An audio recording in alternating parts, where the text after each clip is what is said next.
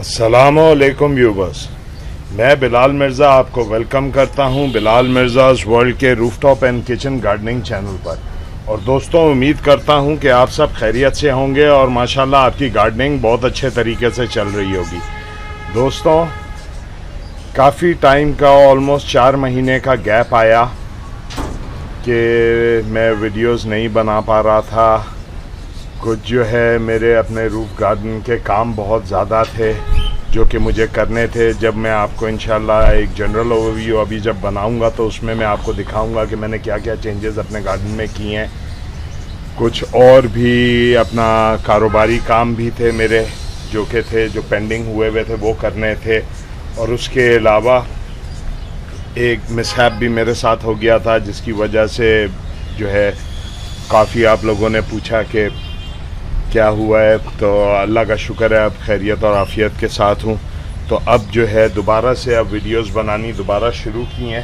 तो इंशाल्लाह होपफुली अब आपको जो है तकरीबन ऑलमोस्ट हर दूसरे या तीसरे दिन जो है नई वीडियोस और नए टॉपिक्स के साथ मिला करेंगी। तो आज का जो हमारा टॉपिक था दोस्तों, वो था एडेनियम के ऊपर के एडेनियम के जो है सीड्स जो हैं वो किस तरह आपने कलेक्ट करने हैं और सीड पॉट कौन सा होता है एडेनियम का। काफ़ी लोग हैं जिनको नहीं पता होता, वो बाज़ार से एडेनियम ख़रीदते हैं और अपने पास लगाते हैं। अब ये मेरे पास जो एडेनियम है, अब ये तकरीबन जो है सीड्स के ऊपर आ गया है, इस पे सीड्स भी लग गए हैं और एक के ऊपर तकरीबन सीड जो है वो ड्राई हो गए थे। तो मैं उसका आपको आज तरीका बताऊँगा कि आपने वो किस तरह कलेक्ट करने हैं। तो सबसे पहले तो एडेनियम में जो है वो मैं आपको दिखाता हूँ। ये जो आप देख रहे होंगे एडेनियम में, ये चीज़ जो है ये इसका सीड पॉट होता है जो कि तकरीबन ऑलमोस्ट 1.5 या 2 साल का जब पौधा हो जाता है तो उसके ऊपर आता है हमारे कराची में। तो ये जो है अब ये इसका सीड पॉट है। अब ये जो है तकरीबन इसको 15 दिन 20 दिन हो गए हैं।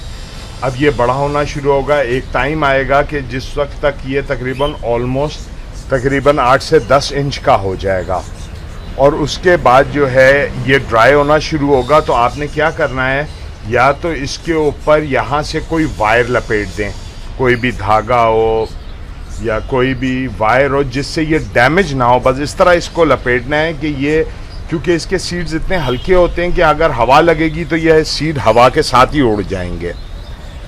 तो आपने इसके ऊपर यहाँ से यहाँ तक कोई भी इस तरह करके कोई वायर लपेट दें या धागा लपेट दें जिससे ये बंद ही रहे। और जिस वक्त ये ड्राई हो जाएगा तो ये तकरीबन खुल जाएगा इस तरह और इसके अंदर सीड्स इसके तैयार हो जाएंगे। एक तो ये है और ये इस तरह है। ये मेरे पास तकरीबन और भी काफ़ी पौधे हैं, मैं आपको जनरल ओवरव्यू में भी दिखाऊंगा कि जिनके ऊपर इस तरह के सीड पॉट्स आ गए हैं और अब इंशाल्लाह इनके सीड मैं हार्वेस्ट करूंगा। एक ये मेरा पौधा है जिसके ऊपर सीड्स जो है सीड पॉट आ गया था, तैयार हो गया था। तो मैंने तार नहीं बांधी थी इसके ऊपर और मैंने इस पे ये शॉपिंग बैग लपेट के इसको जो है इस तरह से फाड़ दिया था कि इसके अंदर जो है अगर पानी का कभी छींटा लगे तो एयर वगैरह जाती रहे और सीड्स इसके ख़राब ना हो। तो अब मैं इन सीड्स को आपके सामने खोलूँगा और फिर मैं आपको बताता हूँ कि इन सीड्स के साथ आपने क्या करना है। अच्छा, तो व्यूवर्स अब हम इसको खोलते हैं क्योंकि एडेनियम बहुत जो है ये हार्ड प्लांट होता है, इसको जो है वाटर की रिक्वायरमेंट इसकी कम होती है। आप इसको हफ्ते में 1 या 2 दफ़ा पानी दिया करें, क्योंकि आप ऑलमोस्ट ये देख सकते हैं कि जो मेरे एडेनियम है इनकी ऑलमोस्ट जो है मिट्टी ड्राई है। तो जब ये सीड पॉट पे आ जाएं तो आप पानी इनका बहुत कम कर दें ताकि ये सीड्स ड्राई हो सकें। अब ये मैं इसका बहुत एहतियात से ये सीड पॉट जो है ये मैं इसको खोलता हूँ।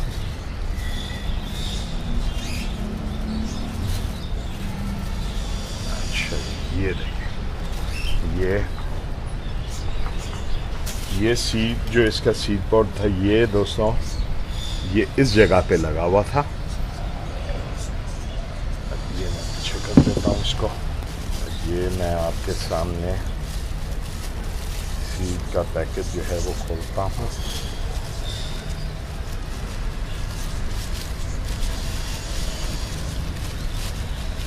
ये देखिए, ये इसका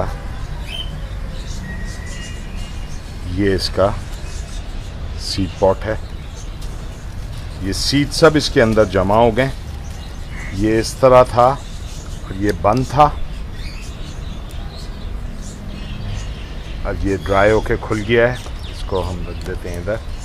और इस तरह देखें, ये मैंने शॉपर को फाड़ दिया था कि जो है इनको हवा लगती रहे और ये सीड ख़राब ना हो। और इसके सीड्स देखें, ये इस टाइप के ये इसके सीड्स हैं। अब अगर आप इसको बांधेंगे नहीं या कुछ इसके साथ नहीं करेंगे तो ये उड़ के इधर उधर चले जाएंगे हवा के साथ, क्योंकि बहुत लाइट वेट ये सीड्स होते हैं दोस्तों। अब हम इसको, मैं ज़रा कैम थोड़ा सा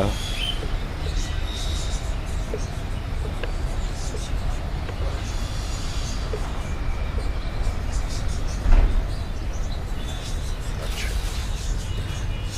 अब मैं ये आपने करना इस तरह है, एक तो इस साइड से ये पकड़ के आपने हटा देना है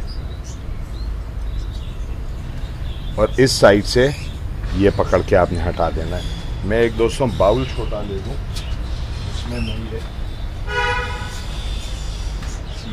होता जाऊँगा।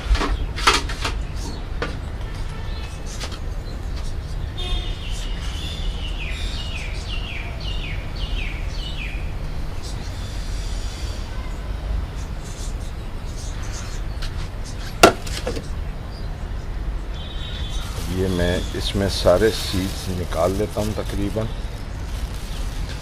ये इसके सीड्स हैं, होपफुली आप देख पा रहे होंगे, क्योंकि बहुत हल्के सीड्स होते हैं दोस्तों।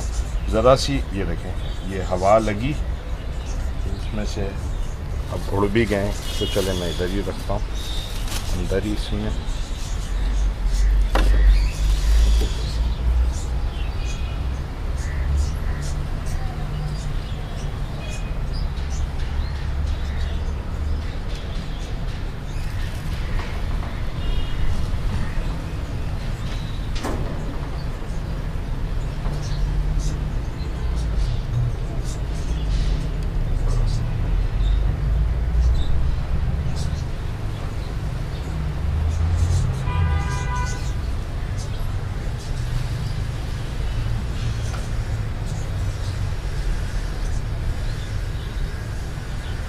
अभी इसमें मैं आपको ये भी बताऊंगा कि इसमें आपने चेक कैसे करना है कि सीड जो है वो हेल्दी हैं या क्या हैं।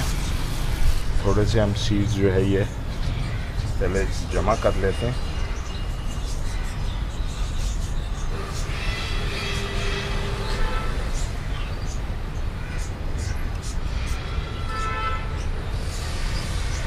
क्योंकि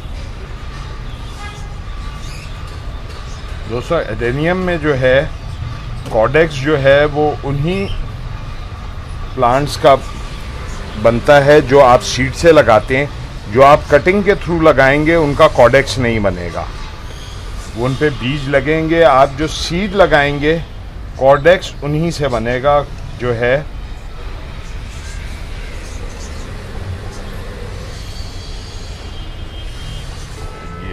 तरह से दोस्तों।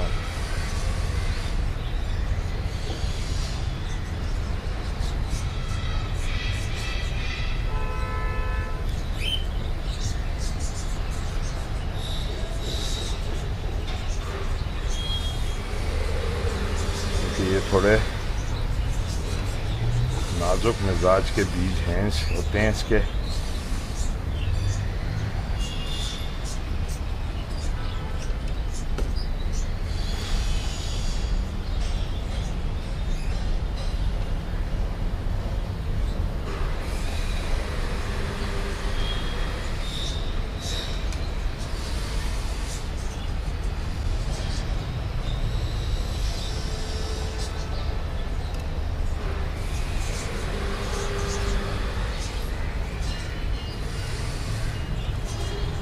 चलें, काफ़ी सीड्स हमारे पास जमा हो गए दोस्तों। इनको हम जो है एक जगह सेंटर में मैं इसको जमा करता हूँ। अच्छा, अब आपने इसमें से कोई भी एक सीड उठा लिया, आपने छुरी ली, ग्लास पे रखा,